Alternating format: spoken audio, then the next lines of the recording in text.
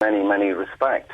But the thing is that most people in Wales feel like we've been sort of, how can I put it, sidelined.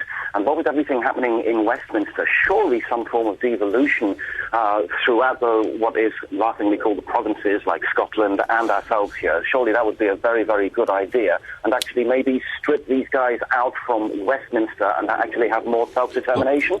You're talking about self-determination. Yeah. Okay. On that point, does there need to be an English Parliament? Yes, I think what we need is for Westminster to sit for 1 week a month or so, where English MPs debate English-only issues, and during those periods of time, for the Welsh MPs to go back and deal with Welsh issues, and the Scottish MPs to go back and deal with Scottish issues. What we've actually done is to create layer after layer after layer. But you believe in the continuation of the Union, do you? I believe in the continuation of the Union, but I do actually believe in a big devolution of power from the centre, not just to Wales and Scotland, but I want Kent County Council and Devon County Council to actually take far more responsibility for what they do as well. Thank you for your call so far. 0500 909 693. The leader of the UK Independence Party, Nigel Farage, is with us. Do you think Britain fundamentally is a Christian society?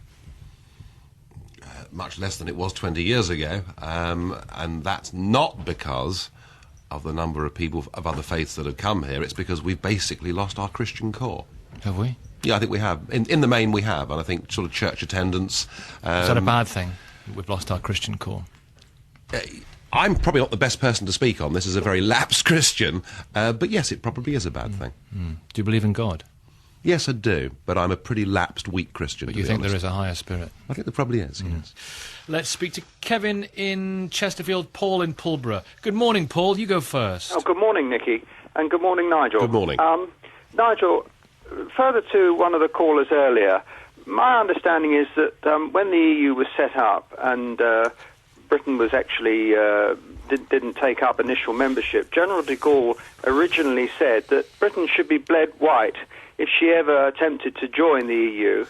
I feel that that's likely to be the case that's happening now. If we are indeed paying £40 million a day to belong to this club, and if we are massive net importers from the EU, can you actually give me any points that it's to our benefit to continue to belong to... Well, there's a tough question. A tough question. I'm afraid you've got the wrong bloke here, really. Yeah.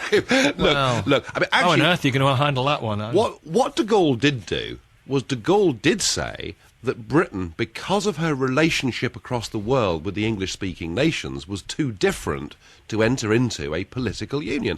And I think de Gaulle was absolutely right about that. Look, what we're doing is we're paying a very great deal of money into an organisation whose accounts have not been signed off by the auditors for the last 14 years in a row, who now make 75% of the laws that are made in this country, many of which put massive added cost onto our business or damage our traditions. Did you always hate it? Did you always hate the idea of it? No, not completely, but I think what really convinced me that it was mad was when I worked in the City of London and I realised that what the UK was really good at was being a global trader.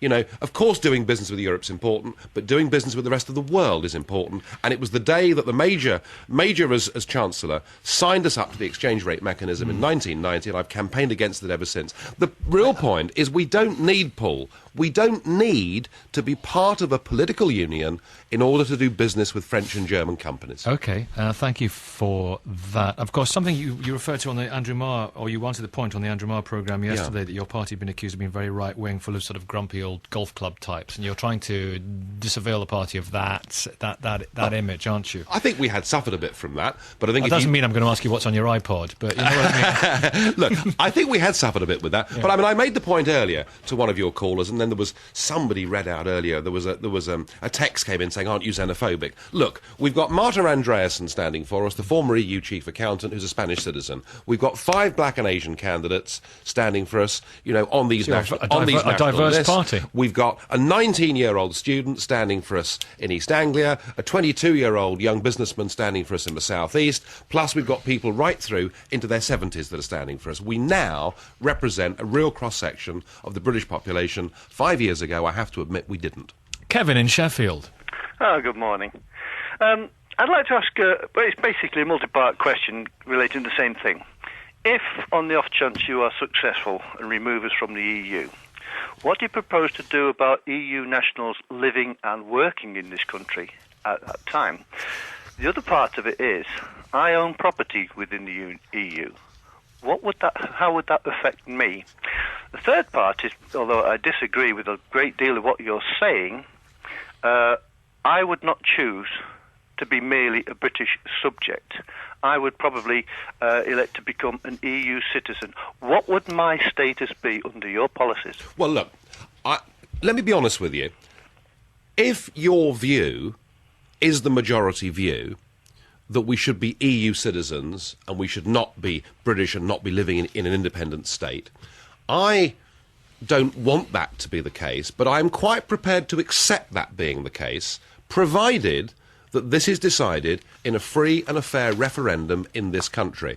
And part of the whole object of the European election campaign we're fighting now, one of the reasons that we want to get a massive vote to really shake Westminster to its foundations is I don't think these fundamental decisions should be taken by career politicians on three-line whips in the House of Commons. So I'd love to have this debate with you very publicly at some point in the next couple of years when the British people have a referendum to decide their future. And that, to me, is what this is all about. You know, I mean, there are lots of people out there who did vote back in 1975 in the referendum, but they have to be 52 years of age or over. But there are millions out there who voted yes in 1975, but thought they were voting for a free trade deal and not for political union. What about the status of European nationals living and working? Now that was the first part of the question. Look, what we want to do is we want to operate a proper work permit scheme.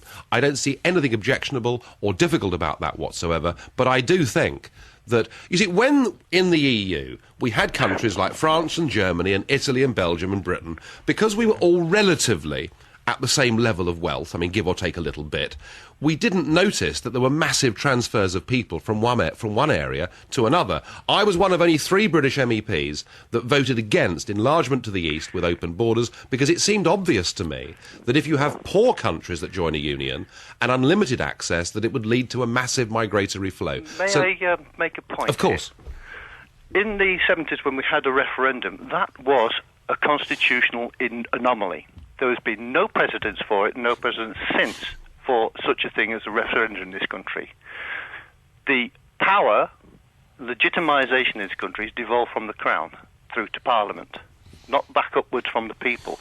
So therefore, where you're coming from is particularly erroneous in this argument.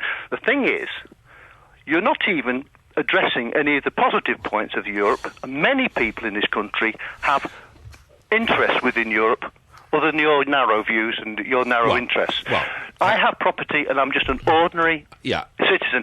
Lots of other people have property. Where's your property? Well, it's in Bulgaria. Nice. I mean, it's kind of quite relatively cheap there, isn't it? Yeah. It's relatively cheap, yes, but that's for now. I mean, you know, your point about the referendum, look, I have lost all faith in the Westminster political class, and I think perhaps millions of others have lost faith in them too. I do not trust them to make big decisions on behalf of me that will affect my children and grandchildren. I want us to make those decisions, and therefore I believe that a referendum is the best way of doing it. So you choose to live in a republic rather than a parliamentary democracy? I would much rather live in a country where the British people can determine their own future and not have it done for them by minority governments in Westminster whipping through their MPs. Kevin, thank you very much indeed. Good morning to Barbara in Northern Ireland, somewhere, I know not where, Barbara. Where are you exactly? Well, it doesn't really matter, but it's just outside Belfast.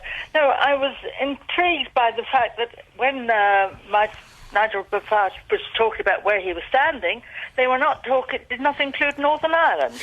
No, you're right. We did consider standing in Northern Ireland. However, there is a Northern Irish MEP by the name, I don't know whether I'm allowed to mention his name, I suppose I am, by the name of Jim Allister, who was a QC before going into politics, who has served one term in the European Parliament, and quite honestly, we've linked arms with Jim on virtually every single issue. In my view, he's a splendid representative for Northern Ireland, and so what I've done, in the case of Northern Ireland, I've given my personal endorsement to say to people, if they want somebody who will battle for the sovereignty of the UK, he's the man to vote for.